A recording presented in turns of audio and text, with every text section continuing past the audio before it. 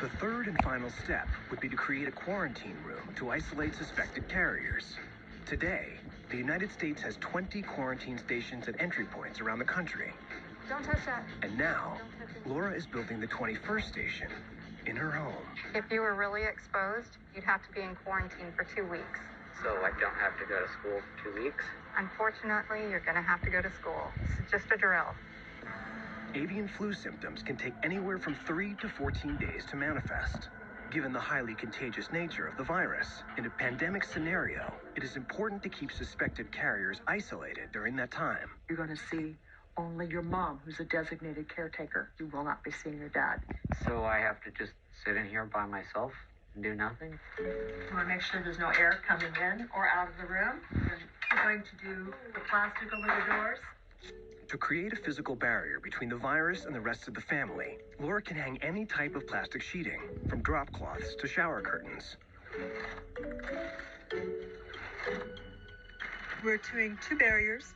This helps to isolate the virus even more than just one, to keep it out. By hanging a double barrier, Laura is building a makeshift contamination control room. So it's just an extra layer of protection. Exactly. Have a good night. Night. Love you. You too. She will leave her contaminated clothing in the clean room before exiting Nathan's quarantine room to limit the spread of the virus throughout the house. Hello? Coming back, right? Mom?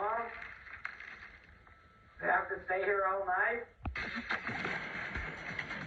Laura, the experts, practical preppers, think you need to have stored at least 6 months of water for drinking, hygiene, and cooking.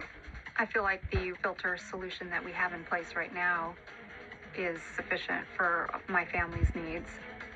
Also, you may want to rethink your footwear in the event of a real emergency.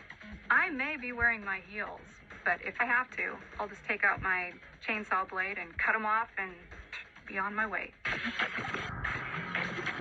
The World Health Organization says that influenza pandemics can cause severe social, economic, and political stress. But while historically they have continued to occur, their appearance and severity is unpredictable.